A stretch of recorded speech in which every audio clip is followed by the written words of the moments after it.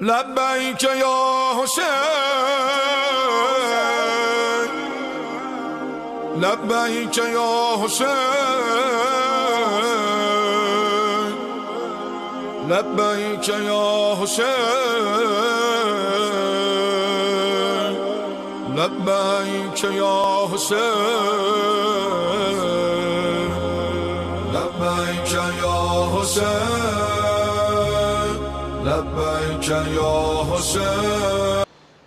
لا حول ولا قوة إلا بالله العلي العظيم. أعوذ بالله من الشيطان اللعين الرجيم. بسم الله الرحمن الرحيم.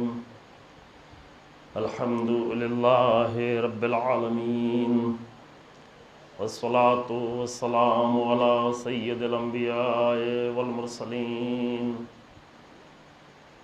خاتم النبيين بالقاسم محمد صلى الله عليه وسلم على محمد وآل محمد.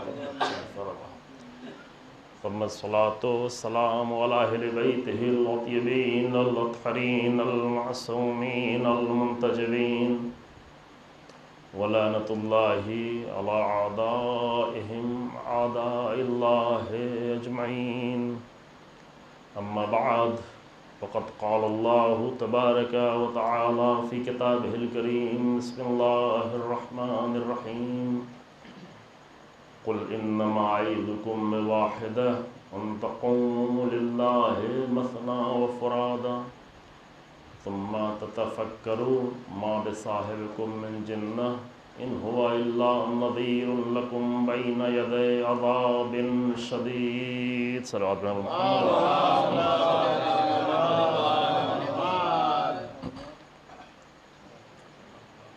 قرآن مجید کی سورہ سبا کی 46 نمبر کی آیت کریمہ. کل میں ایک مجلس پڑھ رہا تھا، آپ کے لیے بھی مطلب اچھا ہے، اور ابھی مومنین جو دیکھیں گے اور لوگ، چونکہ یہ مجلس ایک ساتھ 3 جگہوں کے لیے فی الحال ہے. ہم 2 مجلس پڑھ چکے ہیں اس سلسلے کی. کینیڈا کے مومنین ہے مولانا ذکی باقری صاحب حفظہ اللہ، ان کے سینٹر میں پروگرام چل رہا ہے، تو اور ایک جو ہے چنئی میں ہم اشرا پڑھتے تھے ان دنوں میں، تو وہ بھی چل رہا ہے. تو یہ مجلس جو ہے 2 مجلس تو میں نے کیمرہ دیکھ کے پڑھی، لیکن پڑھا نہیں جا رہا تھا. اب مجبوراً پڑھنا پڑ رہا ہے. 1.5 سال سے بہت ساری مجلسیں اس طرح پڑھنی پڑ رہی ہیں. لیکن یہ ہوا کہ اس طرح ہو جائے کہ آپ مومنین بھی یہاں پہ موجود رہیں اور اس طرح پروگرام کی ترتیب پایا. کل ہم ایک مجلس پڑھ رہے تھے ساؤتھ کوریا کے لیے، تو افراد کم تھے، تعداد کم تھی، لیکن جو چیز بہت ہی زیادہ ہمیں اچھی لگی اور لذت بخش تھی، سوچ کے مجھے ابھی بھی لذت محسوس ہو رہی ہے، وہ یہ ہے کہ مجلس سے پہلے قرآن کی تلاوت کی گئی. الحمدللہ بہت خوبصورت تلاوت یہاں بھی برادر عزیز نے کی، اور تلاوت کرنے والا قاری تلاوت کے ساتھ ساتھ اس کا ترجمہ بھی پیش کر رہا تھا. تلاوت اور ترجمہ ختم ہونے کے بعد میرے مجلس شروع ہونے میں کچھ 7-8 منٹ کا ٹائم باقی تھا، جو ٹائم بالکل فکس تھا. اور جو ہمیں لوگ ٹائم ہر چیز کا معین رکھتے ہیں، ہمارے ہاں جو ہے وہ اس کی رعایت نہیں ہو پاتی. انشاءاللہ اس وقت تک ہم بھی پہنچے ہیں، یعنی وقت کی قیمت اتنی زیادہ ہماری نظروں میں ہو کہ وقت کی رعایت کی جا سکے انشاءاللہ. تو بھی ہماری مجلس شروع ہونے میں کچھ 7-8 منٹ کا ٹائم تھا، تو وہی جو لوگ تھوڑے بہت تھے انہی کو مخاطب کر کے کہا گیا کہ عام میں سے، چونکہ زیادہ تر لوگ زوم پہ تھے، تو انہی میں سے مخاطب کر کے لوگوں کو کہا گیا کہ یہ آیتیں جو پڑھی گئی اس کے بارے میں کوئی کچھ بیان کرنا ہے تو بیان کرے. تو 3 لوگوں نے، جو مجھے بھی یاد ہے، 3 لوگوں نے ان آیتوں میں سے 3 آیتوں پر بہت ہی خوبصورت مطالب 3-3 4-4 منٹ میں بیان کیا، اور روح مطلب بیان کیا. یعنی یوں ہی نہیں کہ بس اب بولنا ہے تو کچھ بول رہے، نہ، اصل آیت کا روح مطلب جو ہے وہ بیان کیا. جن موضوعات پہ آیت تھی انہیں آیات پہ بیان کیا، اور نہایت ہی خضوع کے ساتھ کی مطلب بیان کرنے کے بعد کہا کہ میرے ذہن میں یہ آ رہا تھا لیکن اس سے بہتر تو یعنی یہ بہت ہی اچھی چیز ہے کہ نہایت ہی خاضعانہ انداز سے. تو یہ بات عرض کرنے کا مقصد یہ تھا آپ لوگوں کو بھی، اور جو بھی کیمرے کے ذریعے سے دوسرے مخاطبین ہمارے سنیں گے، کہ قرآن کو ہم صرف ثواب کے لیے نہیں بلکہ تھوڑا سنجیدہ لیں زندگی کے لیے اور سمجھنے کے لیے۔ اصلی ترین محوری ترین چیز جو دین کی ہے تمام ادیان کے لیے بھی، کہ البتہ ممکن ہے دوسرے دین کو لوگ نہ مانیں، لیکن قرآن ہی ہے جو ہر دین کی بقا کا ضامن ہے، اور اسلام کا محور اور مرکز وہ قرآن ہے۔ رسول اللہ ہیں کیونکہ قرآن لے کے آئے، رسول اللہ کی رسالت کیونکہ اللہ کا پیغام لے کے آئے۔ اب قرآن چونکہ ہمیں ایک کتاب کی شکل میں دکھتی ہے، پرنٹڈ کتاب، تو ہاں وہ کتاب تو اتنا اہم نہیں ہے، کتاب مسئلہ وہ کتاب کا اور وہ ایک جلد کا نہیں، بہت ساری کتابیں ہیں تو قرآن بھی ہے، چلو قرآن تھوڑا بہتر ہے، وہ مسئلہ کتاب کا اور جلد کا اور الفاظ کا نہیں ہے، مسئلہ اس علم کا ہے جو اللہ کی طرف سے ہمیں دیا گیا، مسئلہ اس نور کا ہے کہ جو علم الہی کو نزول کی حالت میں لا کر اتنا نیچے لایا گیا کہ ہمارے سمجھنے کے لائق ہو گیا۔ نزول سے مراد ہمارے ذہنوں میں عام طور سے یہ ہوتا ہے کہ اوپر سے کچھ نیچے آ گیا، یہ قرآن بارش نہیں ہے کہ اوپر سے نیچے آ گیا، ہر چیز کا نزول الگ الگ ہوتا ہے۔ بارش کے لیے ٹھیک ہے کہ ہاں اوپر سے نیچے بارش آ جاتی ہے، قرآن کا نزول یعنی یہ کہ قرآن اتنے عظیم مفاہیم اور مطالب، علم خدا کو انسان سمجھے، تصور کریں آپ، علم خدا کو انسان سمجھنے لگے، یہ کیسے ہو سکتا ہے؟ تو علم خدا کو اس قدر عوامی سطح تک لایا گیا، الفاظ کی شکل میں ڈھالا گیا، اس نور کو الفاظ کی شکل میں لا کے بھی الفاظ بھی ایسے کہ ہر پڑھنے والے کو اس میں مطلب مل جائے، ہر سمجھنے والے کو اس میں نورانیت مل جائے۔ البتہ دشمنان قرآن کو چھوڑ کر کچھ لوگ ظالم ہوتے ہیں، ایک ظالم ہمارے لکھنؤ میں بیٹھا ہوا ہے، بدترین ظالم، نہایت ہی ظالم انسان، قرآن کہتا ہے کہ اس لہجے میں گفتگو نہیں کرتا کسی کے بارے میں، لیکن وہ ساری حدیں پار کر دی، پہلے قرآن کی توہین کی، قرآن کی چند آیتوں کی توہین کی، پھر پورے قرآن کی توہین کی، پھر پورے دین کی توہین کی، پھر ابھی رسول اللہ کی توہین کر رہا ہے، پھر ابھی اللہ کی توہین کر رہا ہے، پھر پورے، پتہ نہیں آپ لوگوں نے سنا ہے کہ نہیں سنا ہے، یہ انتہا ہے، یہ انتہا ہے۔ تو ایسے لوگ لیے قرآن کہتا ہے کہ وَمَا يَزِيدُ إِلَّا خسارہ وَلَا يَزِيدُ إِلَّا خسارہ، پوری آیت اس طرح، وَنُنَزِّلُ مِنَ الْقُرْآنِ مَا هُوَ شِفَاءٌ وَرَحْمَةٌ لِلْمُؤْمِنِينَ وَلَا يَزِيدُ الظَّالِمِينَ إِلَّا خسارہ، قرآن کو ہم نے نازل کیا جو رحمت ہے اور شفا ہے مومنین کے لیے، لیکن قرآن کچھ بھی اضافہ نہیں کرے گا ظالموں کے لیے سوائے گھاٹے کے، یعنی قرآن کے ذریعے سے ظالموں کو صرف گھاٹا ملے گا۔ وہ گھاٹے کی سطح کیا ہے، کس حد تک کوئی گھاٹا اٹھاتا ہے، وہ اپنے اپنے انداز سے، جتنا بڑا ظالم ہے اتنا ہی بڑا گھاٹا اٹھاتا ہے۔ ایک انسان ساری زندگی قرآن کی تلاوت کرتا رہے لیکن قرآن سے ایک مطلب بھی سمجھنے کی کوشش نہ کرے تو یہ اپنے اوپر بھی ظلم ہے، قرآن پر بھی ظلم ہے، تو اس میں بھی گھاٹا ہے۔ لیکن ایک انسان اور بڑھ کر جو ہے قرآن کی دشمنی کرتا ہے، قرآن سے بیزار ہوتا ہے، قرآن سے نفرت کرتا ہے نا، تو یہ ایک اہم مطلب تھا جو آپ کی خدمت میں نے عرض کیا کہ جو پیش آیا، اور بھی بہت ساری جگہوں پہ دیکھا ہے الحمدللہ، یہاں بھی کچھ جوان بیٹھے ہوئے ہیں، کئی شہروں میں ہم نے دیکھا کہ اچھے جوان اکٹھا ہو کر ہفتے بھر تیاری کرتے ہیں اور سنڈے کو اکٹھا ہوتے ہیں، اور اکٹھا ہو کے بڑی تعداد میں، ابھی یہاں پہ تو قرآن کا درس شروع کیا گیا تو پہلے 10-12 لوگ آئے، اتنے بڑے شہر سے، کئی لاکھ کے شہر سے، پھر وہ کم ہوتے ہوتے 2-4 لوگ رہ گئے، ہے نا۔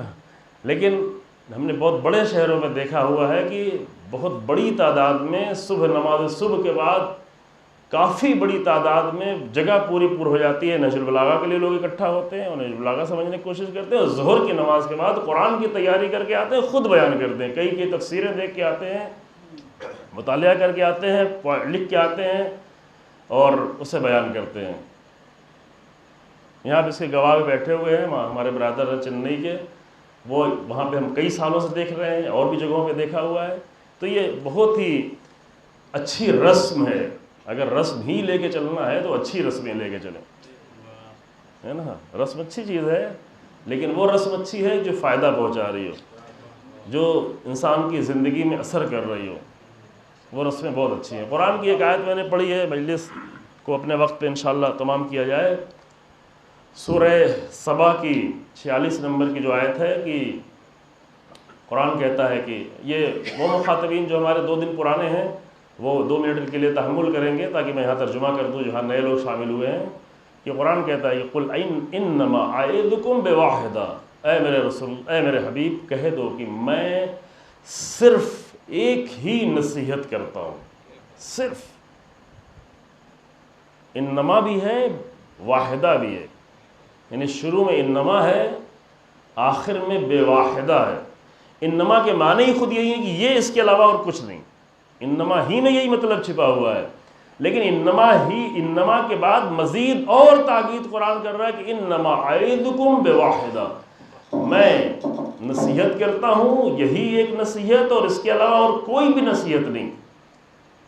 ممکن آپ کہیں یہ کیا بات، اتنا سارا قرآن کی آیتیں، انبیاء کے پیغامات، اتنا سارا دین، اتنے سارے احکام، یہ سب کیا ہے؟ پھر نصیحت ایک ہی ہے کہ اگر یہ ایک نصیحت انسان کو سمجھ میں آ جائے اور اس ایک نصیحت کو قبول کر سکے تو پورا دین خود بخود اس میں سمٹ کے آ جائے، پورا دین، کامل دین، مکمل دین۔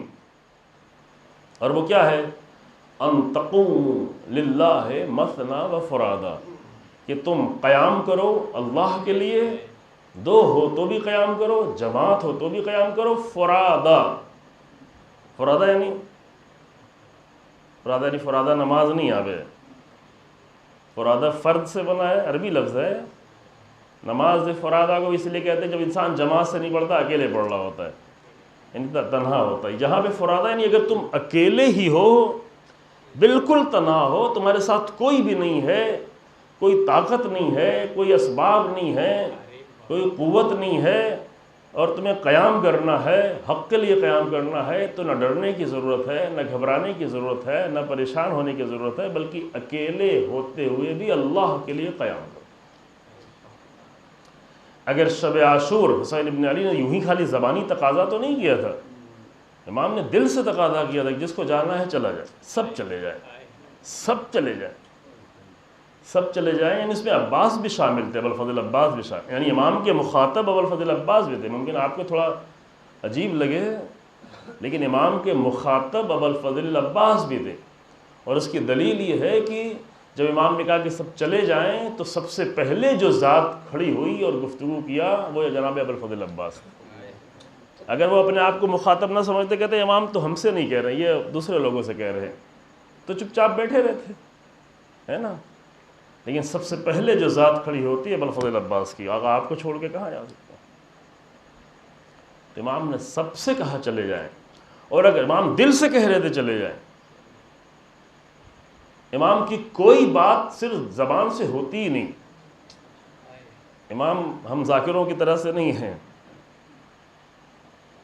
میں اپنے ہی کہہ دوں، کسی اور کو نہ کہوں کہ کسی کو برا لگے، کہ بہت ساری باتیں ہم لوگوں کی زبان سے صرف نکل رہی ہوتی ہیں، افسوس، صرف زبان سے نکل رہی ہوتی، اس لیے کوئی اثر نہیں ہوتا ہماری بات پر۔ امام کاظم علیہ السلام نے فرمایا ان الموعظۃ اذا اخرجت من مجرد اللسان لا يتجاوز عن الاذان، یہ موعظہ یعنی وہی اچھی باتیں، نصیحت، موعظہ وہاں بھی آیا نا، انما اعظکم بواحدہ، میں ایک ہی نصیحت کرتا ہوں، یعنی کوئی بھی نصیحت، کوئی بھی اچھی بات، اذا اخرجت من مجرد اللسان، اگر صرف زبان سے نکلے، مجرد یعنی تنہا زبان سے، اندر سے نہیں نکل رہی، دل سے نہیں نکل رہی، روح سے نہیں نکل رہی ہو، اپنے وجود سے نہیں نکل رہی، فقط زبان سے اگر بات نکل رہی ہو، تو کتنا ہی چیخ کے کیوں نہ کی جائے، کتنے ہی ہارن اور اسپیکرز کیوں نہ لگا دیے جائیں، کتنا ہی لوگوں کا کان کیوں نہ پھاڑ دیا جائے، کان تو پھٹ جائے گا، لیکن لا یتجاوز عن الاذان، یہ کانوں سے آگے نہیں بڑھے گی، آذان اس کے آگے لا تجاوز نہیں کرے گی، اس سے آگے بڑھ ہی نہیں پائے گی۔ وَإِذَا أَخْرَجَتْ مِنَ الْقَلْبِ دَخَلَتْ فِي الْقَلْبِ، لیکن اگر وہ بات دل سے نکلے گی تو سیدھے دل میں اترتی چلی جائے گی، دل میں اترتی۔ تو امام حسین السلام دل سے بات کریں. کوئی بھی امام، کوئی بھی نبی کبھی بھی کوئی بات صرف زبان سے کہتا ہی نہیں. یہ بہت ہی اچھی بات ہے عزیزو. یہ اس پہ نہیں چھوڑے کہ یہ باتیں علماء کریں گے وہ ذاکرین سیکھیں، نہیں، یہ سب کے لیے اچھا ہے کہ ہم بھی، آپ بھی اپنے گھروں میں اپنے بچوں کے ساتھ، اپنی بیوی کے ساتھ، اپنے فیملی کے ساتھ، اپنے دوستوں کے ساتھ، اپنے آس پاس کے لوگوں کے ساتھ جو بات کریں وہ دل سے بات کریں. نہ خود کو دھوکہ دیں نہ دوسروں کو دھوکہ دیں. اچھی بات ہے، دل سے بات. دل کی بات کا اثر ہوتا ہے، تاثیر رکھتی ہے. انداز بیاں گرچہ میرا شوق نہیں ہے، شاید کہ اتر جائے تیرے دل میں میری بات. اصل مسئلہ دل میں اترنا ہے. اگر بات دل میں نہیں اتر رہی تو کیا فائدہ، اپنا بھی وقت برباد کرے انسان، دوسروں کے بات. اور دل میں اترنے کا قانون یہ ہے کہ انسان دل سے بات کرنا شروع کرے. دل سے بات کیسے ہوگی، وہ یہ جہاں پہ بھی اس کی بحث شاید نہ ہو پائے، کہیں پہ بھی انہی دنوں میں بیان کیا گیا ہے. انشاءاللہ کبھی یہ وضاحت کر دی جائے گا آپ کے سامنے اگر موقع ہوا انہی گفتگو کے درمیان میں. لیکن امام یہ جو کہہ رہے ہیں کہ چلے جائیں سب اور امام تنہا رہ جائے، تو اگر امام تنہا، سب چلے بھی جاتے، فرض کریں یہ ممکن نہیں تھا، کربلا میں جو لوگ آئے تھے وہ جانے والے کوئی نہیں تھے، لیکن امام دل سے کہہ رہے ہیں، اور فرض کریں کہ اگر سب چلے جاتے تو حسین ابن علی کیا کہتے کہ میں تنہا کیا کروں، تو پھر میں بھی چلتا ہوں. یہ ممکن تھا؟ یہ اس کے لیے تو ممکن ہے کہ جس نے قرآن نہ پڑھا ہو. یہ اس کے لیے بھی ممکن ہے کہ جس نے قرآن پڑھا ہو، قرآن سے ثواب بھی لے لیا ہو، لیکن قرآن کو سمجھا نہ ہو. لیکن یہ اس حسین کے لیے ممکن نہیں ہے کہ جس کے وجود میں قرآن ہی قرآن ہے، جو مجسم قرآن ہے، جو روح ہے قرآن، جو الفاظ ہے قرآن کے، جو آیتیں ہیں اس کی روح ہے. حسین ابن علی روح ہے اس کی. یہ الفاظ جو ہے وہ روح نہیں ہے. روح اس کی جو ہے اصل میں اس کا علم الہی ہے. ہم کتنا بھی قرآن کے الفاظ پڑھ ڈالیں، اگر اس کی روح تک نہیں پہنچے تو لفظ وہ کالے کے کالے ہی رہ جائیں گے، سیاہ کے سیاہ ہی رہ جائیں گے. وَلَا يَزِيدُ الظَّالِمِينَ إِلَّا خسارہ. قرآن پڑھتے رہیں گے، خسارہ اٹھاتے رہیں گے. اب آپ لوگ وہ بھی پڑھنا نہ چھوڑ دیجیے گا کہ پڑھنے بھی خسارہ ہے.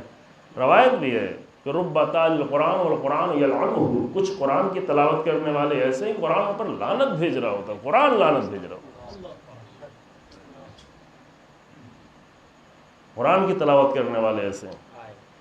تو کہاں پہ ہوتا ہے یہ وہیں ہوتا ہے جب انسان صرف لفظوں میں الجھا رہ جائے، فقط لفظ دہرائے، لفظ پڑھے، لفظ تک اپنے آپ کو محدود رکھے، لیکن قرآن کی روح تک اترنے کی کوشش نہ کرے. قرآن کی روح میں اتر گیا تو علم الہی سے متصل ہو گیا. علم الہی سے متصل ہو گیا تو ذات پروردگار سے ایک عبد کا معبود سے رابطہ پیدا ہو گیا، اور بہت ہی خوبصورت رابطہ پیدا ہو. تو اگر سب بھی وہاں سے چلے جاتے اور تنہا حسین ابن علی رہتے تو اسی طریقے سے قیام کرتے جیسے 72 کے ساتھ کیا. ذرا بھی حسین ابن علی کے قیام میں فرق نہ آتا. کیوں؟ اس لیے کہ ان کی نگاہوں میں قرآن ہے انما اعیدکم بواحدہ ان تقوموا للہ مثنی وفرادا. اکیلے ہو تو بھی قیام. یہ جھوٹی باتیں ہیں کہ مجھے جانے دو، میں ہند چلا جاؤں، فلاں جگہ چلا جاؤں. یہ غلط باتیں ہیں، کتابوں میں ہیں، لیکن ہر چیز تو کتاب کی معتبر نہیں ہوا کرتی. انسان کے پاس اتنی عقل تو ہونا چاہیے نا کہ چند باتوں کو ملا کے دیکھے، نتیجہ نکالے کہ کیا صحیح ہو سکتا ہے. وہ حسین جو مدینے سے یہ کہتے ہوئے آ رہے کہ ان اللہ شایرانی قتیلا، اللہ مجھے مقتل میں قتیل دیکھنا چاہتا ہے، مقتول دیکھنا چاہتا ہے، قتل ہوتا ہوا دیکھنا چاہتا ہے. وہ حسین جو بیویوں کو ساتھ میں اسی لیے لا رہے کہ اسیر دیکھنا چاہتا ہے. وہ حسین جو 8 محرم کی شب میں کھڑے ہو کر سب کو مخاطب ہو کے فرماتے ہیں کہ من کان فینا باذلا مہجته وموطنا علی لقاء اللہ نفسه فلیرحل معنا انی راحل مصبحا انشاءاللہ. جو اللہ سے ملاقات کرنے کے لیے خود کو تیار کر چکا ہے اور جو جان دینے کے لیے آمادہ ہو چکا، وہی میرے ساتھ چلے، وہی میرے ساتھ چلے. اور راستے میں بار بار ہر کے لشکر کے سامنے، دوسروں کے سامنے جن سے مخاطب ہوئے، سب کو امام بتاتے چلے جا رہے ہیں کہ ہم مقتل کی طرف جا رہے ہیں، جس کو جانا ہے وہ چلا جائے. تو کیا یوں ہی کہہ رہے تھے صرف کہ جب واقعاً تلواریں آ گئیں، جب واقعاً لشکر آ گیا تو معاذ اللہ ڈر گئے کہ نہیں مجھے جانے دو؟ یہ کس حسین کی بات کر رہے ہیں؟ یہ رسول اللہ کے حسین تو نہیں ہو سکتا، یہ علی کا بیٹا نہیں ہو سکتا۔ وہ علی جو یہ فرماتے نظر آ رہا ہے کہ اگر پورا عرب میرے مقابل میں آ جائے، لو تظاہرت العرب علیہ، اگر پورا عرب میرے مقابل میں آ جائے، میں حق پہ ہوں تو لما ولیت تو میں کبھی پیٹھ نہیں دکھاؤں گا، میں اکیلا رہوں گا لیکن حق پہ پیچھے نہیں جاؤں گا۔ یہ اسی علی کا فرزند ہے حسین ابن علی۔ تو ٹھیک ہے، ہم کو اچھا لگتا ہے کہ ہمارے ملک کی بات ہو جائے، اور بعض لوگوں کو بھی برا بھی شاید لگ جائے کہ ہمارے ملک کی بات کے انکار کیوں کر رہے ہیں، لیکن ملک کی اہمیت ہے، لیکن حسین ابن علی کے اقدام اور قیام سے بڑھ کے نہیں۔ حسین ابن علی کے قیام کس لیے تھا اسے ہم بھلا بیٹھے، اور امام حسین اسلام کو معاذ اللہ ایک ایسے انسان کے طور پر پیش کرے کہ جو معاذ اللہ اب نہیں چاہتے، اب جنگ نہیں چاہتے، اب جانا چاہتے ہیں۔ تو یہ پورے قیام کے منافی ہے، اور ہماری گفتگو بھی چونکہ قیام کا لفظ ہی یہاں پر ہے، تو حسین ابن علی سلام اللہ علیہ کے قیام، لیکن صرف وہی نہیں، قیام سے لے کے جناب زینب سلام اللہ علیہ کے جہاد تک، جو یہ ایام جو چل رہے ہیں، اس عظیم المرتبت بی بی کے نام منسوب ہیں یہ ایام، یعنی کارنامہ ہے، تاریخ کا بے نظیر کارنامہ، یعنی یہ مبالغے میں نہیں کہا، تاریخ کا یعنی جس کی کوئی نظیر ہے ہی نہیں، جس کا نظیر سمجھ رہے ہیں آپ سبھی لوگ نا، جس کی کوئی مثل ہے ہی نہیں، یعنی کارنامے کی، ایسا کارنامہ جو جناب زینب سلام اللہ علیہ نے عصر عاشور کے بعد انجام دیا، جو قیام حسینی سے لے کر کے جہاد حضرت زینب سلام اللہ علیہ تک، اور جان کر عمدن ہم نے جو جہاد کا لفظ یہاں پہ رکھا ہے تاکہ ہمارے ذہنوں میں یہ آ جائے کہ جہاد فقط اور فقط تلوار ہی سے نہیں ہوا کرتا،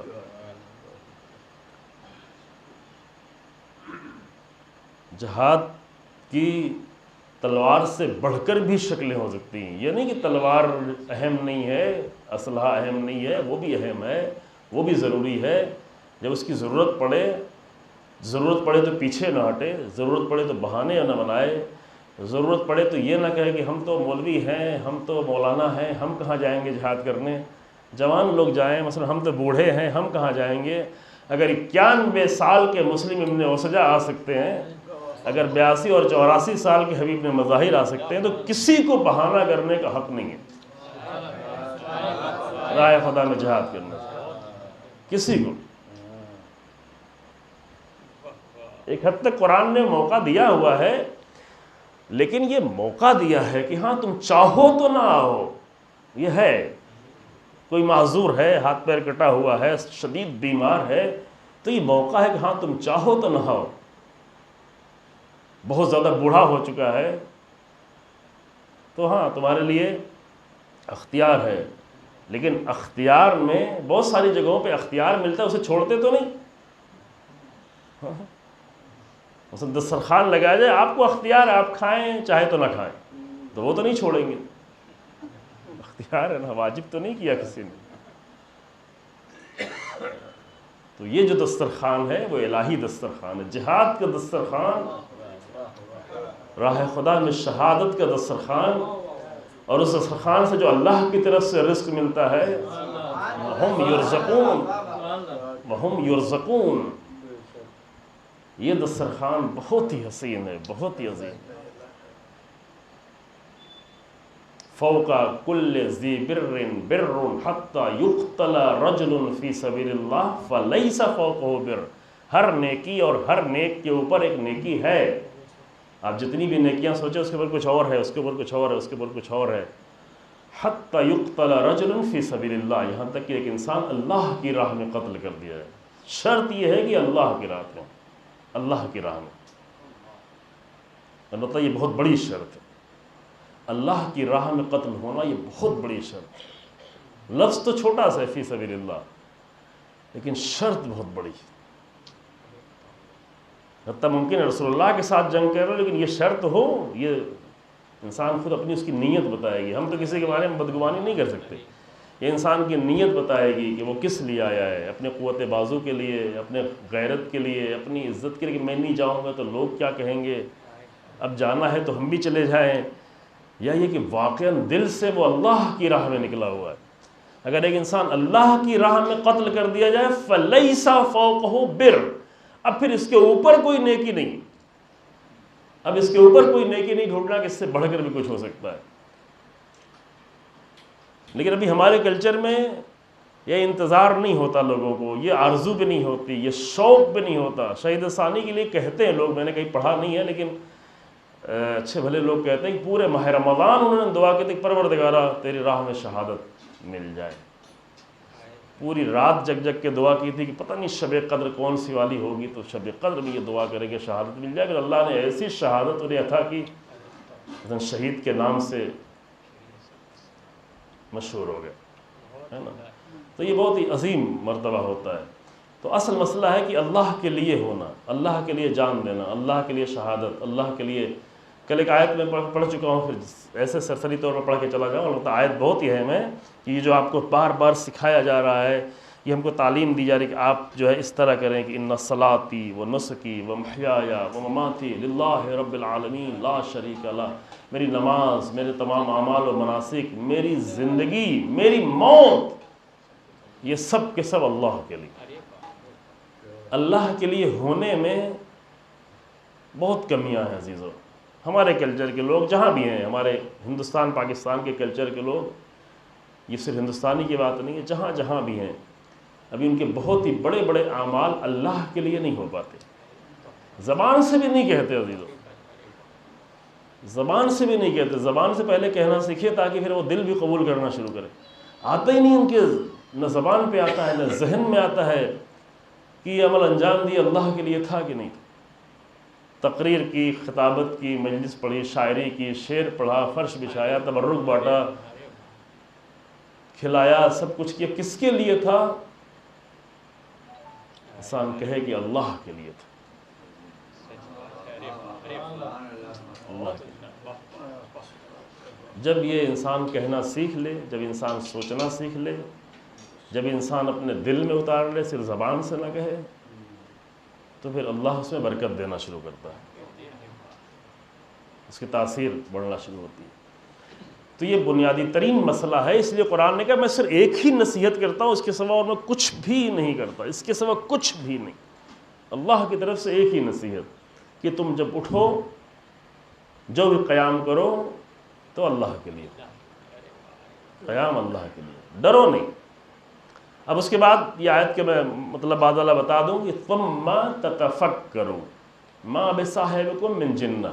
اب اس ثم تتفکروا کو کچھ ادھر سے بھی جوڑا جا سکتا ہے، ادھر سے بھی جوڑا جا سکتا ہے، یعنی ثم تتفکروا کو اس لفظ کے پہلے والے حصے سے بھی ملا کے پڑھا جا سکتا ہے اور بعد والے حصے سے بھی، مطلب میں بہت زیادہ فرق نہیں آئے گا لیکن تھوڑا سا وضاحت میں فرق ہو جائے گا۔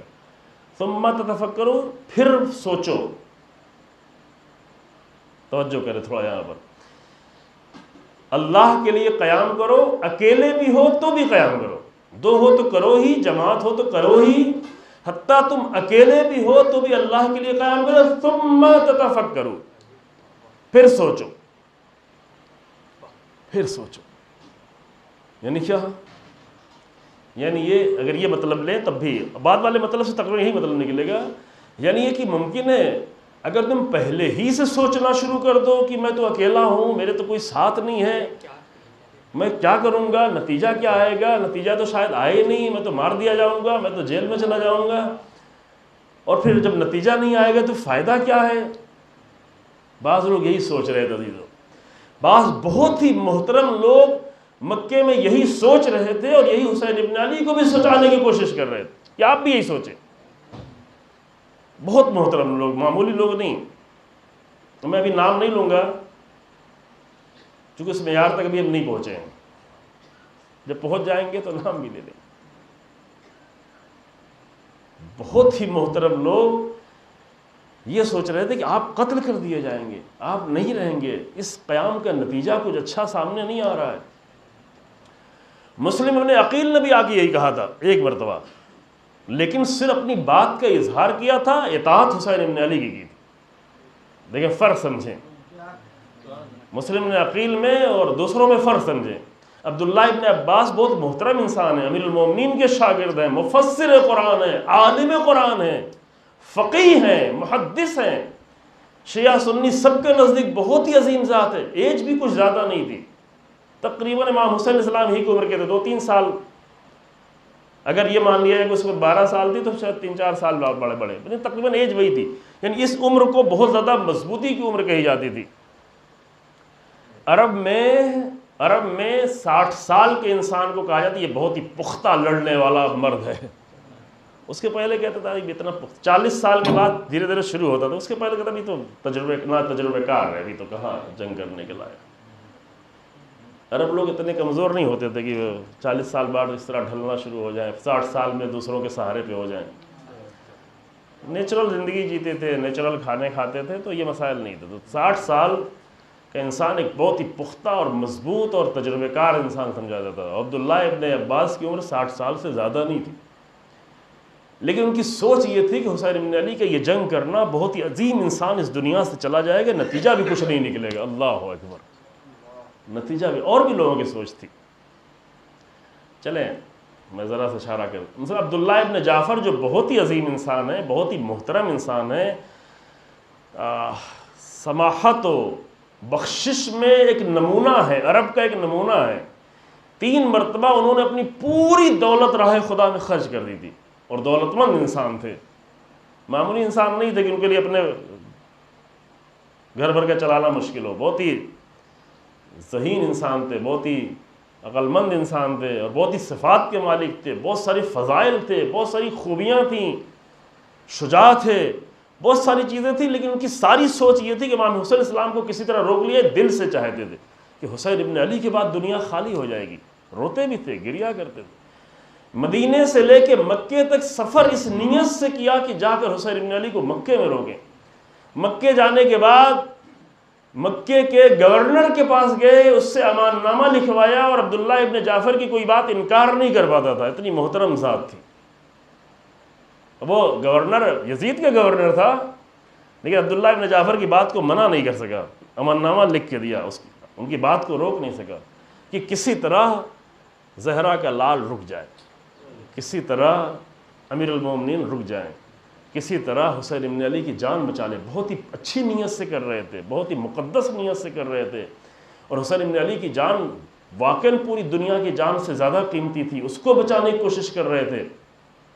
یہ سب کچھ بہت اچھا تھا، بہت اچھا تھا عزیزو، لیکن یہ سب کچھ ہوتا لیکن قیام نہیں ہوتا۔ وہ جو قرآن کے ان تقوموا للہ مثنی و فرادا، قیام فی سبیل اللہ نہیں بن پاتا۔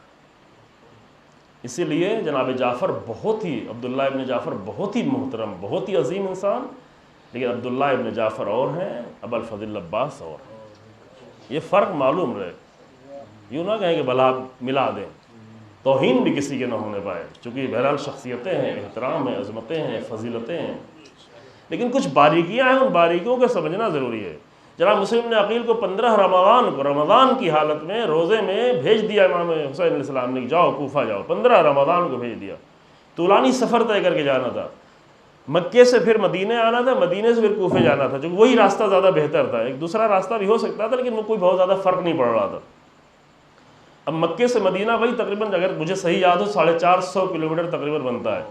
اب 450 کلومیٹر آپ آج کی لگژری گاڑی میں جائیں تو وہاں 4 گھنٹے میں 5 گھنٹے میں لوگ پہنچ جاتے ہیں، لیکن وہ طولانی سفر طے کرنا تھا، مدینے سے پھر کوفے کی طرف جانا تھا، کوفے جا کر راستہ بھٹک گئے، 2 خود نہیں بھٹکے، چونکہ وہ جناب مسلم ابن عقیل جو ہے وہ کوفے والوں کو دین اور ایمان کا راستہ دکھانے جا رہے ہیں، لیکن یہ زمینی راستے کا قانون ہے کہ جو اس کے ماہرین ان سے فائدہ اٹھایا جائے، یہ اس میں کوئی حرج کی بات نہیں ہے۔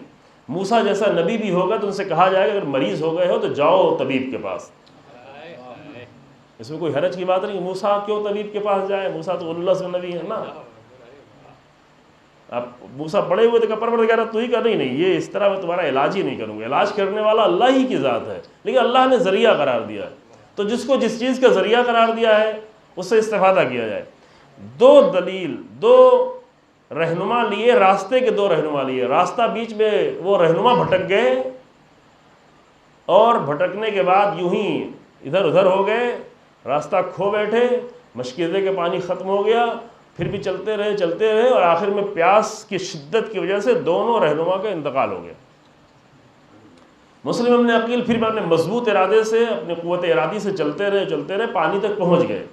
پانی تک پہنچنے کے بعد پھر پانی پی کر مشکیزہ بھر کے وہاں سے واپس آ گئے، طولانی سفر طے کر کے واپس آ گئے، اور جا کے حسین ابن علی سے کہتے ہیں آقا یہ سفر ہمیں اس کا انجام کچھ ٹھیک نہیں دکھ رہا ہے۔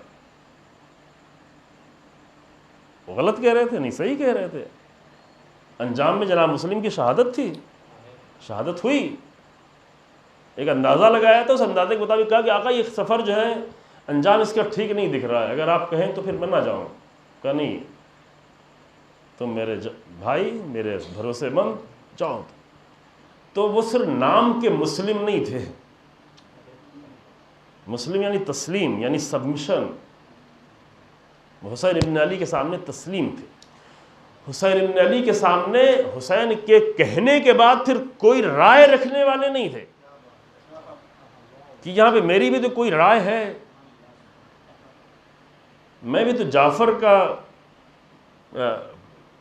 عقیل کا فرزند ہوں، میں بھی تو امیر المومنین کا داماد ہوں، ہے نا؟ آدمی بہت سارے بہانے سوچ سکتا ہے، میں بھی شجاع ہوں، میں بھی بہادر ہوں، میں بھی فضیلتوں والا ہوں، میری بھی کوئی رائے ہے۔ ہاں رائے ہے، لیکن کہاں رائے ہے؟ جب تک کہ کوئی الہی رہنما کی طرف سے حکم نہ آ جائے۔ جب تک وہ چاہے آپ رائے دے سکتے ہیں، لیکن جب نہ چاہا جائے تو رائے دینے کی ضرورت نہیں۔ کہا جاؤ تو پھر چلے گئے، شہید بھی ہوئے۔ یوں نہیں کہ مسلم ابن عقیل کو اندازہ تھا، حسین ابن علی کو نہیں معلوم تھا، لازم تھا جاننا۔ یہ معلوم ہونے کے بعد بھی کہ میرا بھائی، میرا جانشین، میرا بھروسے مند انسان، میرا شجاع یہ شہید ہو جائے گا، پھر بھی بھیجا، کیونکہ اگر نہیں بھیجتے تو کوفے والے آج تک محترم بنے رہتے کہ ہم نے تو بلایا تھا، ہم نے تو خط لکھا تھا، حسین ابن علی خود ہی نہیں آئے، کسی کو بھیجا نہیں، حجت ہی تمام نہیں ہوتی۔ لہذا انہیں وہاں قیام کے لیے بھیجا، گئے، قربانی دی، شہید ہوئے۔ اور حسین ابن علی نے، سب نے الگ الگ انداز سے رائے دی، الگ الگ انداز سے آگے کہا۔ عبداللہ ابن جعفر نے کچھ کہا، عبداللہ ابن عباس نے کچھ اور کہا، عبداللہ ابن عمر نے کچھ اور کہا، عبداللہ ابن زبیر نے، میں 4 عبداللہ کا نام لے رہا ہوں، اور بھی لوگوں نے کہا۔ اور جس نے، امام نے ہر ایک کو الگ الگ جواب دیا، یوں نہیں کہ الگ الگ جواب دے رہے ہیں، یعنی مخاطب کے سامنے جس طرح کا مخاطب تھا اسی اعتبار سے امام نے جواب دیا۔ وہ جوابات ہیں، تاریخ میں تحریر ہیں، اور اچھا ہے کہ مومنین یہ ساری چیزیں پڑھیں، اگر نہیں پڑھ سکتے ہیں تو سنیں کسی سے جو کربلا کو تھوڑا تفصیل سے جاننے کی کوشش کرے، بیان کرنے کی کوشش کرے، کہ وہ بہت اہم ہے، اس میں بہت سارے نتائج ہیں، اس میں بہت ہی خوبصورت نتائج ہیں۔ فقط وہ تاریخ نہیں ہے، وہ آج کے لحاظ سے نتیجے ہیں کہ ہم اگر ایک معصوم امام اور ایک الہی رہبر کے سامنے اگر اپنی رائے رکھتے ہیں تو عبداللہ ابن عباس کے راستے پہ تو چل سکتے ہیں، ابوالفضل عباس کے راستے پہ نہیں چل سکتے۔ ہم کتنے ہی عالم صحیح، کتنے ہی اسکالر صحیح، کتنے ہی اپنے آپ کو بڑا سمجھتے ہوں، لیکن جب ایک الہی رہبر نے حکم دے دیا، ایک الہی رہبر نے بات کہہ دی، ایک الہی رہبر جس کے بارے میں اطمینان ہے کہ اپنی طرف سے کچھ نہیں کہے گا، وہ اللہ ہی کی طرف سے کہے گا، دین کی طرف سے کہے گا، اسلام کی طرف سے کہے گا، رسول اللہ کی طرف سے کہے گا، قرآن کی طرف سے کہے گا، اہل بیت کی طرف سے کہے گا، اگر وہ کہہ دے تو وہاں پھر یہ حق نہیں کہ اپنی رائے رکھنا شروع کر انسان کی، میں بھی تو کچھ ہوں، میری بھی بات سنی جائے، وہاں پہ قیام کرے، وہاں پہ جو کہا جائے اس کے لیے قیام کرے، تو وہ جو بھی قیام ہوگا وہ اللہ کے لیے ہوگا، چونکہ الہی انسان کے تقاضے میں قیام کیا گیا تو اللہ کے لیے ہوگا۔ کربلا والوں کا سب سے بڑا ہنر یہ تھا کہ انہوں نے اللہ کے لیے قیام کیا، سب سے بڑا، اور بہت سارے پہلو ہیں، ہم وہ پہلو آپ کے سامنے پیش کریں جو عام طور سے نہیں بیان کیا تھا، اس لیے عزیزوں کہ جس کی زیادہ ضرورت ہے، جس کو سمجھنے کی ضرورت ہے۔ ہم ابھی اپنے آپ کو نہیں معلوم، اتنی چیزوں میں الجھائے ہوئے ہیں کہ اصلی ترین چیزیں جو ہوتی محور وہ چھوٹ جاتا ہے، بنیادیں ہلی ہوئی ہیں ہماری۔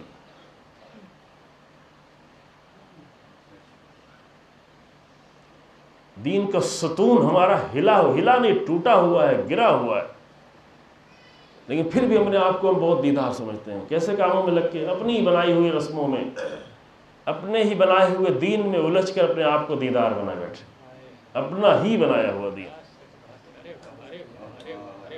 واللہ دین کے نام پہ اکثر جو ہم کام کرتے ہیں، ابھی کم سے کم ہم ہندوستان پاکستان کے لوگوں کے لیے، اور یہاں کے لوگ بہت سارے ملکوں میں جو ہیں ان میں بھی اکثر، سب کے لیے تو نہیں کہہ سکتے، اکثر لوگ جو بہت سارے ملک میں ہمارا بھی جانا ہوا، انہی لوگوں کے سامنے جانا ہوا، تو دیکھا ہے کہ وہی اپنے ہی بنایا ہوا دین، اسی کو کر کے خوش ہے، اسی کو کر کے ان لوگوں پر تانے دے رہے ہوتے ہیں جو اللہ کے دین پر عمل کرتے ہیں کہ ان کا دین تو ایسا نہیں ہے۔ ان لوگوں کی توہین اور تحقیر کرتے ہیں جو اللہ کی راہ میں قیام کرتے ہیں اور اپنی جان دے بیٹھتے ہیں، قربانیاں دیتے ہیں، توہین کر رہے ہوتے ہیں، توہین کر رہے ہوتے ہیں، اسی طرح سے توہین کر رہے ہوتے ہیں جس طرح رسول اللہ کے زمانے میں بھی کچھ لوگ کہتے ہیں یہ کیا لوگ ہیں، جوان لوگ جا کے لڑتے ہیں، بھڑتے ہیں، لڑے بھڑ کے چلے آتے ہیں، ہم کو دیکھو، ہم تو کعبے کی تعمیر کر رہے ہوئے ہیں، ہم تو مسجد حرام بنائی ہوئی ہے، ہم تو ساقیوں کو سقائی کرتے رہے ہیں، ہم نے اتنے سارے حاجیوں کو پانی پلایا ہوا ہے، کتنی سبیلیں لگائی ہیں ہم نے حرم الہی میں۔ سبیل ہے نا، قرآن کا لفظ اس لیے میں کہہ رہا ہوں، اپنی طرف سے نہیں کہہ رہا ہوں، ہم نے مسجد حرام میں حاجیوں کے لیے سبیلیں لگائی ہوئی ہیں، ہم نے دیواریں اٹھائی ہوئی ہے، ہم نے مسجد حرام کو بنایا ہوا ہے۔ یہ سب سوچ سوچ کے فخر میں مبتلا ہوتے تھے اور دوسروں کو حقیر سمجھتے تھے۔ وہ لوگ جو جا کے جنگ کرتے تھے، وہ لوگ جو اللہ کے دین کے قیام کے لیے خون بہاتے تھے، وہ لوگ جو زخمی ہوتے تھے، وہ لوگ جو شہادت کے منتظر تھے، جو اپنے ابتدائی منزل سے شہادت کے منتظر تھے، جو ہر جنگ میں شہادت کے منتظر تھے۔ یہ مطلب میں پہلے پیش کر چکا ہوں عزیزو کہ ہم یہ سمجھتے ہیں کہ امیر المومنین جنگ کرنے جائیں گے تو امیر المومنین کو کون مار سکتا ہے، جائیں گے بھی جنگ کر کے واپس چلے آئیں گے اپنے گھر میں بال بچوں کے پاس۔ یہی ہمارے ذہنوں میں تصور، امیر المومنین کو بھلا کون قتل کرتا، واقعی کوئی نہیں قتل کرتا، لیکن یہ تو ہماری سوچ ہے۔ ایک مرتبہ ذرا امیر المومنین کی سوچ بھی جا دیکھیں، امیر المومنین کس نیت سے جا رہے ہیں۔ ہم اپنی سوچ سے امیر المومنین کو سمجھیں گے تو کیا سمجھ میں آئیں گے؟ یہ ہماری مشکل، اپنی سوچ سے پورا دین، اپنی سوچ سے دل سمجھتے سمجھتے بنانا بھی شروع کر دیا۔ وہ امیر المومنین سے کوئی جا کے پوچھے کہ امیر المومنین کیا سوچ کے میدان جنگ میں جایا کرتے تھے؟ امیر المومنین کی سوچ، امیر المومنین کا کلام بیان کرے گے، چچا یا رسول اللہ، چچا حمزہ شہید ہو گئے، میں بچ گیا۔ اسے ایک جملے سے امیر المومنین کی پوری زندگی کی سوچ سمجھے کہ میرا چچا شہید ہو گئے، میں بچ گیا، یعنی علی بچنے کے لیے نہیں آتے تھے، اب بچانے والی ذات بچاتی تھی تو ٹھیک ہے، اس نے اسماعیل کو بھی بچا لیا چھری کے نیچے سے، تو وہ اس کا کام تھا، وہ اللہ کا کام تھا کہ کس کو بچانا ہے، کب تک بچانا ہے۔ لیکن یہ جانے والا کبھی یہ سوچ کے نہیں جاتا تھا کہ میری زوجہ ابھی نئی نئی شادی ہوئی ہے، وہ بھی رسول اللہ کی بیٹی ہے، اور یہ چھوٹے چھوٹے بچے ہیں۔ جب جنگ خندق میں جا رہے تھے تو امام حسن کی عمر جو ہے 2 سال تھی، امام حسین کی عمر 1 سال تھی فقط، اور بعض روایتوں کے حساب سے جناب زینب بھی چند مہینے کی ہو چکی تھی، ہے نا۔ 5ویں صدی ہجری میں جنگ خندق ہوئی ہے، اور 4تھی صدی ہجری میں امام حسین کی ولادت ہوئی ہے، 3ری میں۔ تو آپ سوچیں کہ جب یہ جا رہے ہیں تو گھر میں ایک رسول اللہ کی بیٹی جو امیر المومنین کی زوجہ، 2 سال کے بچہ، 1 سال کے بچہ، اور اسے چھوڑ کے جا رہے ہیں، اور سب سے پہلے کھڑے ہو رہے ہیں کہ یا رسول اللہ میں جاؤں۔ اور جب جانے کے لیے کھڑے ہو رہے ہیں تو یہ سوچ کے نہیں جا رہے ہیں کہ میں جا رہا ہوں ابھی مار کے چلا آتا ہوں، مار کے چلے آئے، یہ اللہ نے قوت دی تھی، لیکن جانے والا یہ نہیں سوچ رہا کہ میں مار کے چلے آنا، میں جا رہا ہوں اے کاش کہ اللہ کی راہ میں مجھے شہادت مل جائے۔ چچا حمزہ میں بچ گیا، میرے چچا شہید ہو گئے۔ یہ امیر المومنین کی جنگ کی، ہر جنگ کی یہی سوچ ہے۔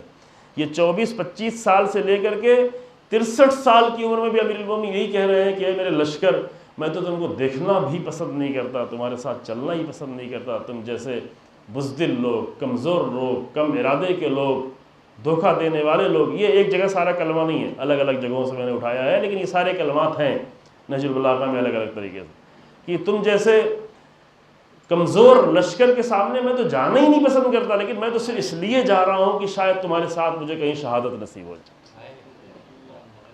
شوق شہادت میں نکلے ہوئے، عشق شہادت. تو اللہ کی راہ میں جب قیام ہوتا ہے، اللہ کی راہ میں اگر انسان کے قیام ہوگا تو شہادت اس کے لیے بلند ترین مقام بن کے رہ جاتی ہے. اس سے بڑھ کے انسان اب ہم ممکن ہے آرزو ہی نہ کر پائیں. اب شہید قاسم سلیمانی کی شہادت کے موقع پہ ہم نے کئی مجلسیں پڑھی تھی، یہاں پہ بھی اور بہت ساری جگہوں پہ. وہاں پہ آیت ہم نے بار بار پیش کی تھی اور یہ اسلامی کلچر بتایا تھا کہ اسلامی کلچر ہے یہی. اسی کلچر سے رسول اللہ نے معمولی انسانوں کو اتنا عظیم بنا دیا تھا، اور یہی کلچر جب ختم ہو گیا تو وہ عظیم لوگ پھر پست ہو گئے. اور وہی کلچر جب دوبارہ امام خمینی رحمۃ اللہ علیہ نے پیدا کیا تو پھر معمولی لوگ عظیم ہو گئے. فرانس کے کلچر میں رہنے والے لوگ، مغربی کلچر کو فخر سمجھنے والے لوگ، گھٹیا لوگ، گناہوں کو فخر سمجھنے والے لوگ، پھر وہ پاکیزہ ہو گئے، پھر وہ عظیم ہو گئے. تو اصل مسئلہ اس کلچر کا ہے جو قرآن دے رہا ہے، جو رسول اللہ نے پیش کیا. اور وہ کیا ہے؟ وہ سورہ احزاب کی آیت ہے کہ من المؤمنین رجال صدقوا ما عاہدوا اللہ علیہ فمنہم من قضى نحبہ ومنہم من ينتظر.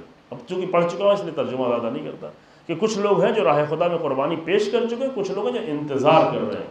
جو پیش کر چکے وہ تو پیش کر چکے، لیکن یہ انتظار بہت ہی اہم ہے کہ انتظار کرنے والے بھی ہیں یا نہیں ہیں.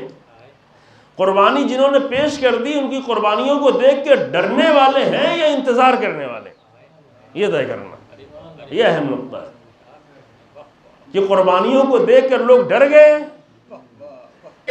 یا انتظار کر رہے ہیں.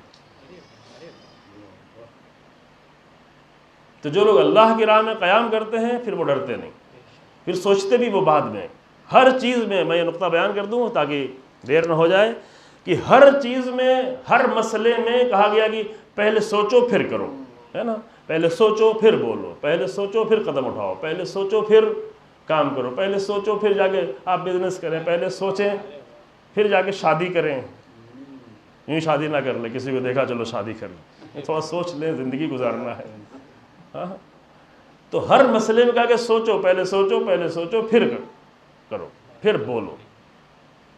لیکن یہاں قرآن کہتا ہے کہ ان تقوموا للہ مثنی و فرادا ثم تتفکروا. ثم یعنی اس کے بعد، پھر، ثم یعنی پھر سوچو. کیونکہ اگر پہلے ہی سوچنا شروع کر دو قیام کروں یا نہ کروں، لوگ ہیں کہ نہیں ہیں، نتیجہ کیا ہوگا، نتیجہ کیا ہوگا. ہمارا کام ہے اللہ کی راہ میں قیام کرنا، نتیجہ اس کا کام ہے جس کی راہ میں قیام کر رہے ہیں. نتیجہ وہ دیتا ہے. جب وہ نتیجہ دینے پہ آتا ہے تو ایک دن میں 72 قربانیاں دینے کے بعد بھی قیامت تک کے لیے ان کو زندہ کر دیتا ہے، اتنی عظمتوں کے ساتھ نتیجہ وہ دیتا ہے. اور صرف انہیں زندہ نہیں کرتا، انہی کے نام سے پورے حق کو زندہ کرتا ہے، دین کو زندہ کرتا ہے، نبیوں کی ساری زحمتوں کو دوبارہ زندہ کرتا ہے. جو لوگ جو نتیجہ سوچ رہے تھے مکے میں بیٹھے ہوئے، وہ لوگ جو مدینے میں بیٹھ کے نتیجہ سوچ رہے تھے، وہ سب وہیں رہ گئے، بنی ہاشم رہ گئے. بنی ہاشم 18 ہی تو نہیں تھے نا. یہ تھوڑا حساس بات ہے. بنی ہاشم سے ہمارا بھی گہرا رابطہ ہے. وہ گہرا رابطہ اس لیے ہے کہ چونکہ 18 شہید ہوئے. 18 جو مشہور تعداد ہے، تعداد میں تھوڑا کمی زیادتی ہو سکتی، کمی تو نہیں. تو عشق جو بنی ہاشم سے ہے، وہ بنی ہاشم سے عشق جو ہے وہ رسول اللہ کی وجہ سے ہے. وہ اور آگے جائیں تو ہاشم کی وجہ سے ہے، عبد المطلب کی وجہ سے ہے، ابو طالب کی وجہ سے ہے، رسول اللہ کی وجہ سے ہے، عبداللہ کی وجہ سے ہے، رسول اللہ کی وجہ سے ہے، امیر المومنین کی وجہ سے ہے. یہ عشق ہے. جناب زہرا و امام حسن امام حسین نسل کی وجہ سے ہے، کربلا کے شہیدوں کی وجہ سے ہے. لیکن اس کا مطلب یہ نہیں ہے کہ اگر اتنی عظیم شخصیتوں کی وجہ سے ہمیں عشق ہے، بنی ہاشم کے نام سے بھی عشق ہے، تو سارے بنی ہاشم محترم ہو گئے. وہ کہاں محترم ہوئے جس کو حسین ابن علی بلاتے رہے لیکن نہیں آئے.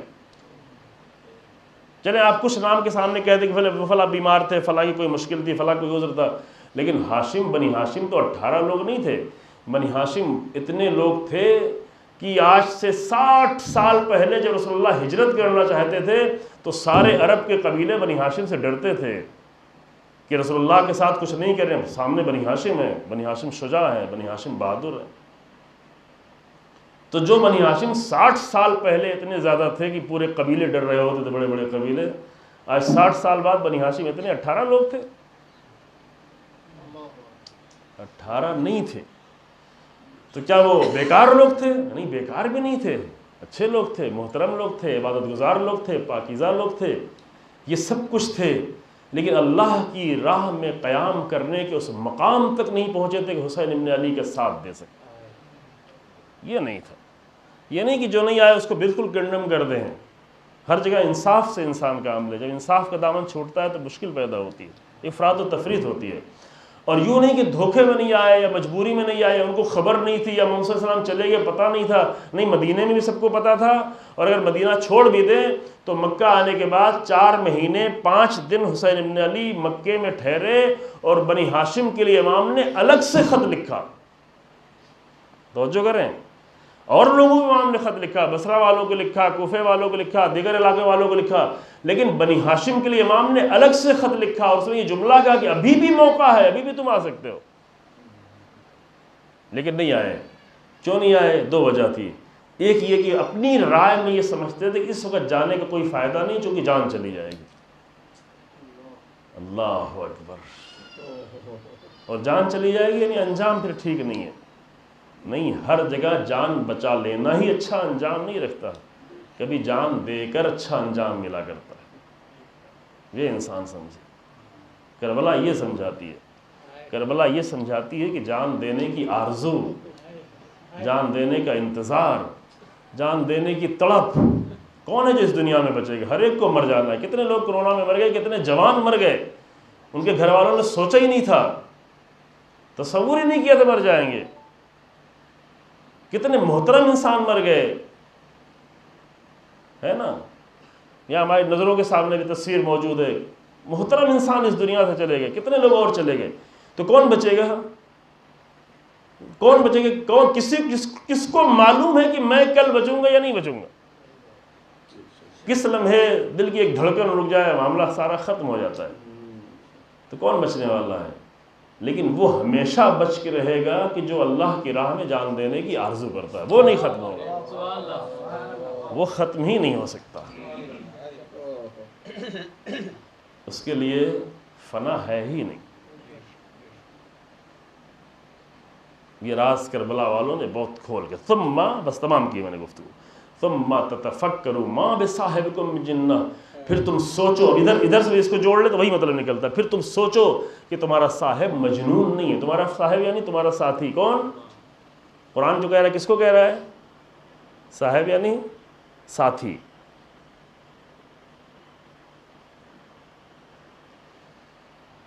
تو رسول اللہ کے ساتھی اصحاب تھے، اصحاب کے ساتھی وہ رسول اللہ ہوئے نا، تو ساتھ 2 طرفہ ہوتا ہے نا، ساتھ تو ایک طرفہ نہیں ہوتا۔ یہ جو قرآن کہتا ہے کہ ما بصاحبکم من جنہ، یہ جو رسول تمہارا ہے جس نے اکیلے قیام کیا تھا، جس نے جب قیام کیا تھا تو بالکل تنہا تھا، اور پھر بعد میں جب نماز کے لیے قیام کرتا تھا تو ایک خاتون پیچھے ایک جوان پیچھے کھڑا ہوتا تھا، جوان نہیں، نوجوان، ایک 10-11 سال کا بچہ کھڑا ہوتا تھا اور اس کے بغل میں پیچھے ایک خاتون کھڑی ہوتی تھی۔ جب اتنے وحشت کے ماحول میں اور اتنی جہالت کے ماحول میں تنہا رسول اللہ نے قیام کیا تو یہ جنون نہیں تھا، یہ اللہ کے لیے قیام تھا۔ یہ سمجھے انسان، اس کو جنون نہ سمجھے۔ ما بصاحبکم من جنہ، جنہ یعنی یہ جنون۔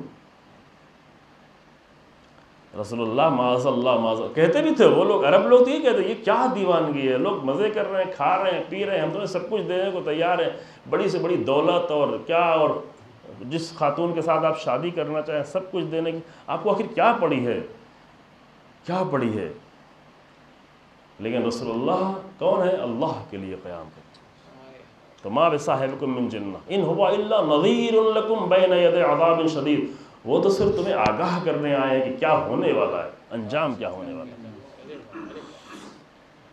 ایک بدترین سخت انجام کی طرف آگاہ کرنے والے ہیں۔ اگر اللہ کی راہ میں قیام نہیں کیا گیا، اگر زندگی کا رنگ الہی رنگ نہیں ہو پایا، کل اس پہ گفتگو ہو چکی ہے، میں نہیں پڑھوں گا یہاں پر، اگر انسان اپنی زندگی کے رنگ کو الہی رنگ نہیں بنا سکا، اگر اپنی گفتگو، اپنی تقریر، اپنی شاعری، اپنے زندگی کے امور کو الہی رنگ میں نہیں ڈھال سکا انسان، تو بہرحال یہ ختم ہے، کچھ نہیں ہے۔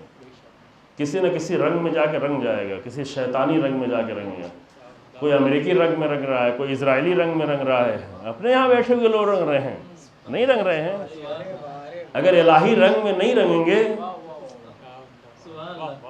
ابھی بعض لوگ تو داعشی رنگ میں رنگنے لگے ہیں، اس بات کا بھی خطرہ ہے، دہشت گرد بنتے جا رہے ہیں، وحشی ہوتے جا رہے ہیں۔ خدا کے لیے نام حسین پہ یہ سب نہ کریں۔ آج ایک ایسی کلپ میری نظروں کے سامنے گزری، میں حیرت میں پڑ گیا، دیر تک سوچتا رہا کیا ہو رہا ہے۔ اللہ اکبر، کہاں تک لے جایا جا رہا ہے کہ سر پہ چاقو رکھ کے اس پہ اینٹ سے پتھر سے مارتے مارتے مارتے چاقو کو بالکل اندر تک کر لیا۔ یہ دیوانگی، یہ حسین ابن علی، یہ توہین ہے حسین ابن علی۔ کہاں تک کتنی توہین کرو گے؟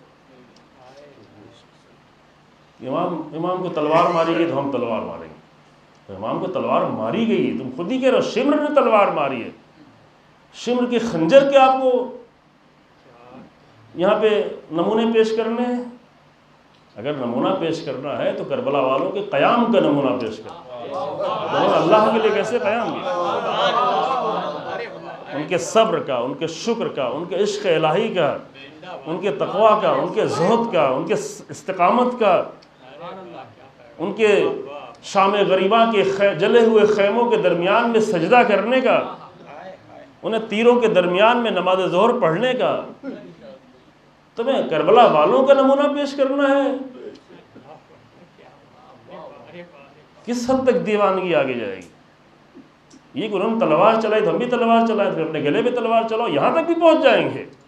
جب دیوانگی بڑھتی ہے، جب انسان دیوانہ ہو جاتا ہے تو کچھ بھی کر سکتا ہے۔ جب اس دیوانگی میں آگے بڑھ کے خواتین اپنے بال کھول کے جناب زینب کو پرسہ دینا شروع کرتی ہیں، تو دیوانگی جب اس حد تک بڑھتی ہے، کیوں؟ اس لیے کہ جناب زینب کے بال کھولے۔ بال کس نے کھولے تھے؟ جناب زینب نے بال کھولے تھے یا شمر نے چادریں چھینی تھی؟ تمہیں شمر کا عمل اتنا اچھا لگنے لگا؟ کیا چاہتے ہو؟ دین کے نام پہ کیا چاہتے ہو؟ عزاداری کے نام پہ کیا چاہتے ہو؟ کتنی دیوانگی کی جائے گی؟ وہ کربلا جو عقل و عشق و صبر و تقوی کی معراج ہے، وہاں پہ دیوانگی کی کوئی گنجائش نہیں، ذرہ برابر گنجائش نہیں۔ وہ شام غریباں کا منظر، اللہ اکبر، اتنے خیمے جلے۔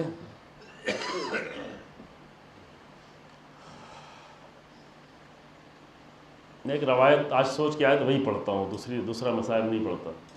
شام غریبہ ہی میں جناب فاطمہ بنت الحسین سلام اللہ علیہا تاریخی لحاظ سے 10 سال کی عمر ہے، اتنی، اور جناب حسن مثنیٰ جو فرزند ہیں امام حسن مجتبیٰ علیہ السلام کے بڑے فرزند ہیں، ان کی زوجہ ہیں۔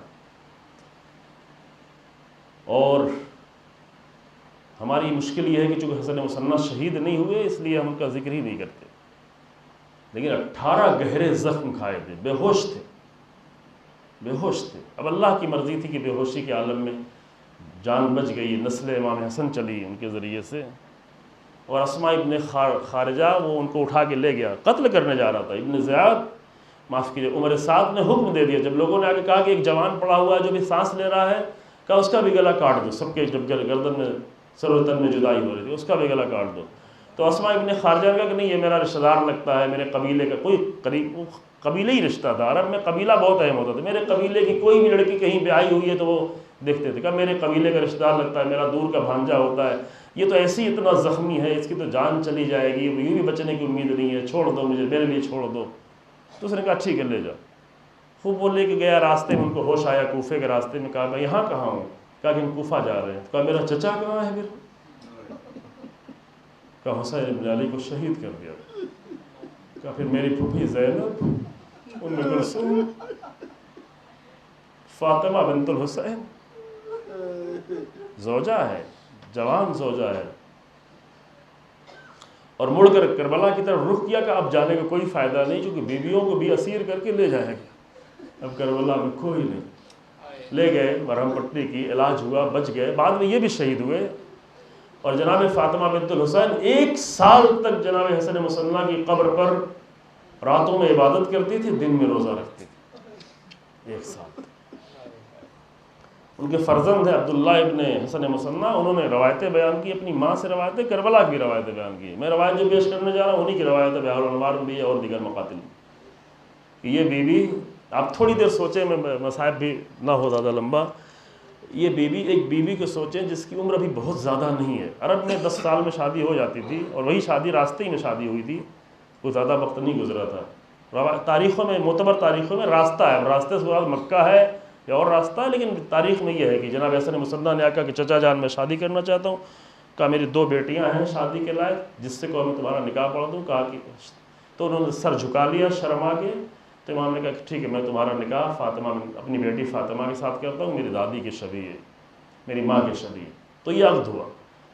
अब आप एक ख़ातून को फ़र्ज़ करें कि जिसकी कुल उम्र भी 10-11 साल है, और उसने मक्तल में सुबह से लेकर इतने लाशें देखे हैं, भाइयों का लाशा, 6 महीने के भाई का लाशा, जवान भाई का लाशा, अपने 6 चचा का लाशा, जिसमें एक अबुल फज़ल अब्बास, हुसैन इब्न अली के गले में चलता हुआ खंजर, और शौहर उसका कुछ पता नहीं कि किस आलम में है, गश के आलम में पड़ा हुआ, इतने सारे ज़ख्म खाए हुए कि कोई ज़ख्मों की मरहम पट्टी भी नहीं कर सकता, मरहम पट्टी छोड़ी ज़ख्म बांध नहीं सकता।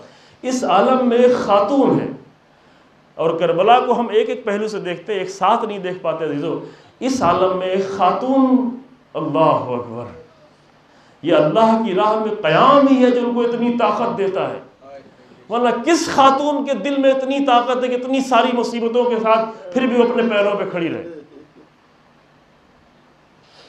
ये सारा मंजर करबला के सामने है। और फिर जब खैमे जले, मैं और बातें छोड़ के पढ़ रहा हूँ, जब खैमे जले और लूटने लगे, जिनके हाथ में जो कुछ भी होता था वो लूट रहे थे, कि कोई हमारे पास निशानी हो कि हम लूट में शामिल थे, ताकि हमें थोड़ा सा सिक्के ज़्यादा मिल जाए। अल्लाह अकबर, थोड़ा सा इनाम, थोड़ा सा सिक्के। फातिमा बिन्तुल हुसैन ने देखा कि एक आकर मेरे जेवर छीन रहा है। कहा तू रो रहा है? रो रहा था, मलून रो रहा था। कहा तू मेरा जेवर छीन रहा है, रो रहा है? कहा मैं इसलिए रो रहा हूँ कि मैं जानता हूँ कि आप क्या है, आपका मकाम क्या है। तो कहा फिर क्यों छीन रहा है? कहा मैं इसलिए छीन रहा हूँ, अगर मैं नहीं छीनूंगा तो कोई और छीन लेगा। ये भी कुछ लोगों की लॉजिक होती है आज भी, कि फला काम मैं नहीं करूँगा तो कोई तो कर लेगा, तो मैं ही कर लेता, थोड़े से फ़ायदे के लिए, थोड़े से फ़ायदे के लिए गुनाह, थोड़े से फ़ायदे के लिए जुल्म, थोड़े से फ़ायदे के लिए किसी पर सितम। ये वही उसी मलून की लॉजिक है कि ऐ फातिमा बिन्तुल हुसैन, मैं रो ज़रूर रहा हूँ कि आप रसूलुल्लाह की नवासी है, लेकिन मैं नहीं छीनूंगा तो कोई छीन लेगा। जेवर तो छिन गया, बीवी ने चादर को किसी तरह अपने संभाले रखा। इमाम हसन की बहू है, इमाम हुसैन की बेटी है, रसूलुल्लाह की नवासी है, अमीरुल मोमिनीन की पोती है, ज़हरा की पोती है। ठीक है, जेवर जाता है जाए, पूरा खेमे जाते जाए, जो कुछ है जाता जाए, मेरी चादर किसी तरह बची रह जाए। बीबी ने इस चादर की हिफाजत कर रखी थी, लेकिन देखा कि एक मलून आगे बढ़ रहा है और मेरी चादर की तरफ देख रहा है। बीबी को कुछ समझ में नहीं आया, आस पास निगाह दौड़ाई, सबसे करीब जनाब उम्मे कुलसूम नजर आई। चाहा कि दौड़ कर अब किसके पास जाती, किसके पास जाके पनाह लेती। अब अब्बास तो नहीं थे ना, अब अली अकबर नहीं थे कि पनाह लेने जाती। उम्मे कुलसूम के पास दौड़ी, लेकिन जब दौड़ना चाहा तो पीछे से उस मलून ने नेज़ा मारा। अब नेज़ा लगा या नहीं लगा ये तारीख में नहीं लिखा है, पैर उलझा, जमीन पे गिरी, वो आगे चादर छीन के ले गया और बीवी को गश आ गया। अब बीवी खुद ही फरमाती हैं कि जब गश से फाका हुआ तो फौरन मेरा हाथ मेरे सर तक पहुंचा। अब ये मुझे नहीं मालूम कि गश जख्म की वजह से हुआ था या गिरने की वजह से हुआ था या चादर के छिन जाने की वजह से बीवी जख्मी गश में खाई थी, बेहोश हो गई थी। लेकिन जब हाथ सर पे गया और देखा कि सर पे चादर मौजूद नहीं है, تو جناب ام کلثوم کو اس شام کے اندھیرے میں مخاطب کیا، اے پھوپھی اماں حلی من خرقت استر بہا راسی، اے پھوپھی اماں کوئی کپڑے کا ٹکڑا مل جائے گا جس سے میں اپنے سر کو چھپاؤں؟ تو جواب میں بیوی نے آواز دی، اے میری بیٹی اپنے پھوپھی کی سر کی طرف دیکھو، تمہاری پھوپھی کا سر بھی کھلا ہوا ہے۔ واہ یہ شام غریبہ کا منظر!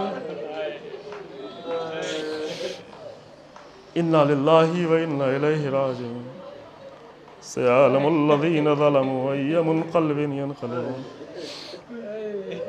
رَبَّنَا تَقَبَّلْ مِنَّا إِنَّكَ أَنْتَ السَّمِيعُ الْعَلِيمُ بحق محمد وعطرتہ الطاہرین۔ پروردگارہ ہمارے اس مختصر سے عمل کو قبول فرما، پروردگارہ اسے عبادت کا درجہ عطا فرما، پروردگارہ بانیان مجلس کے مرحومین پر رحمت نازل فرما، پروردگارہ کلمہ حق کو عزت و سربلندی عطا فرما، کلمہ باطل کو نیست نابود فرما، پروردگارہ ہمیں راہ حق پر مضبوطی کے ساتھ آگے بڑھنے توفیق عنایت فرما، ہماری زندگی اور ہماری موت کو اپنے لیے قرار دے، پروردگارہ علماء حق اور مراجع کرام کی حفاظت فرما، رہبر انقلاب کو عزت و طول عمر عطا فرما، امام زمانہ کے ظہور میں تعجیل فرما اور ہمیں امام کے حقیقی ناصروں میں قرار